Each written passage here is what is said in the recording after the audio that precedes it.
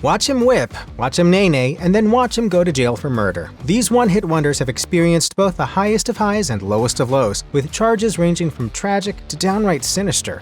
Thanks to a bass line and guitar lick sampled from a Red Hot Chili Peppers instrumental and an insistently simple sing-along chorus, Crazy Town's Butterfly flapped its little wings all the way to the top of the Billboard Hot 100 chart in March 2001. It stayed there for 2 non-consecutive weeks and helped their first album peak at number 9 on the Billboard 200 chart. Considering how different it was from the rap rock act's usual heavier fare, it should come as no surprise that Butterfly was Crazy Town's only taste of mainstream success. At the forefront of the band's fleeting time in the spotlight was their frontman, Seth "Shifty Shellshock" Binzer, who came with the baggage of some past legal trouble. As a teenager, Shellshock both used and dealt drugs, and eventually spent 3 months in prison after an unsuccessful attempt to rob a fellow drug dealer. He also dealt with substance abuse issues for much of his adult life. He was even featured on Celebrity Rehab with Dr. Drew. Well, I was amazed at how screwed up my life got. Really, I was just like, wow. Drew's treatment ultimately didn't prove to be very effective. However, in 2012, Shellshock was arrested for cocaine possession and domestic violence, and by the early 2020s, he was racking up multiple DUI arrests as well. His addiction ultimately claimed his life when he died from an accidental drug overdose in June 2024 at 49 years old. In the summer of 2015, it was near impossible to avoid hearing someone command you to watch them either whip and/or nay-nay. That's all thanks to 17-year-old Ricky Hawk, better known as Silentó, who unleashed the song "Watch Me" upon the unsuspecting general public. Look, this is what you do. You whip? Yes. Then you nay-nay. There you go. Like that? Yeah. Now, what am I doing? The Earworm became a number 3 hit in the summer of 2015, but as is often the case with artists who make it big with one viral hit, Silentó had trouble catching lightning in a bottle a second time around. Cut to 5 years after he became an overnight sensation, and Silentó was making the news more often for his legal issues than his latest music. He was arrested in September 2020 for 2 separate cases of domestic violence and assault with a deadly weapon, and he faced up to 6 years in prison if found guilty of those crimes. But then he went and got himself into even bigger trouble just a few months later. The rapper was taken into custody and held without bond in February 2021, following his alleged involvement in the murder of his cousin Frederick Rooks on January 21st of that year. In August 2021, Silentó was indicted on multiple charges, including malice murder and felony murder, though there have been no other significant developments in his case as of April 2025.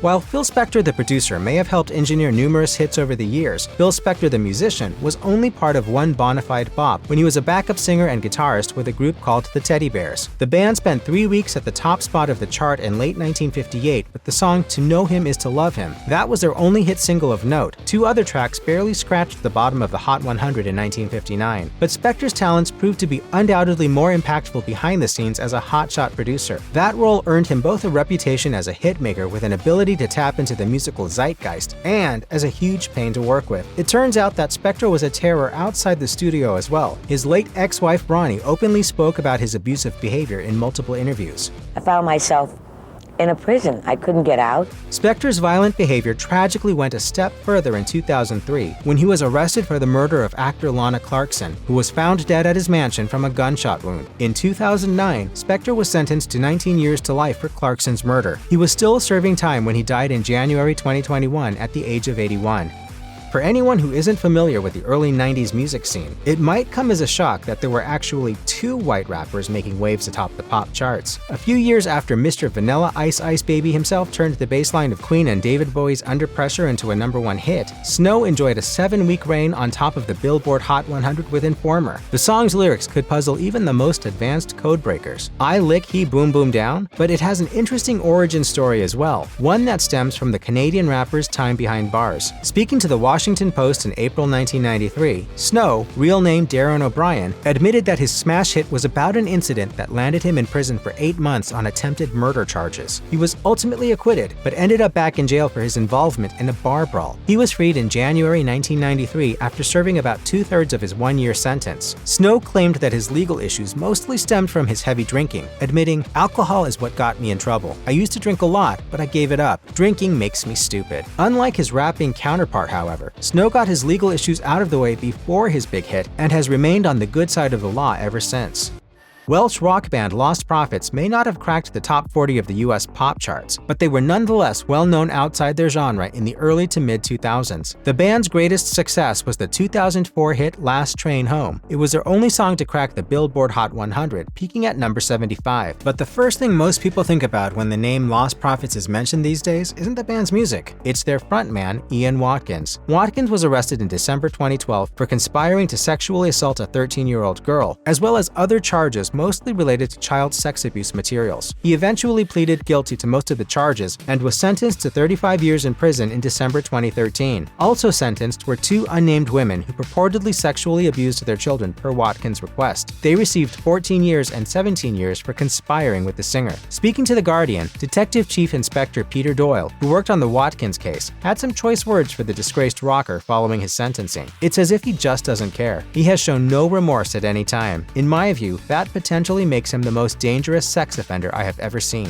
There is no doubt in my mind that Ian Watkins has exploited his celebrity status in order to abuse young children. Bobby Shmurda was launched to mainstream fame with a 2014 single that could land someone in hot water for saying the title, but is thankfully also known as Hot Boy. The song hit number 6 on the Billboard Hot 100, just in time for Shmurda to celebrate his 20th birthday in style. But the rapper, real name Aquil Pollard, was also allegedly part of a gang called GS9 that had been linked to several drug-related crimes and shootings in the Brooklyn area. He was arrested in December 2014, along with several other purported gang members, and was facing a potential sentence of 25 years to life for conspiracy and weapon charges. In 2016, Shmurda pleaded guilty to 1 count each of conspiracy and possession of a weapon and accepted a 7-year plea deal along with fellow rapper Rowdy Rebel and another defendant. Shmurda was released in February 2021 and, in an interview with GQ, admitted that he was inspired to focus on his rap career thanks to the fan mail he received while in jail, saying, "I didn't really care too much for it until I went to jail and I seen how the fans were loyal. I can't name a week that I didn't see at least 10 pieces of fan mail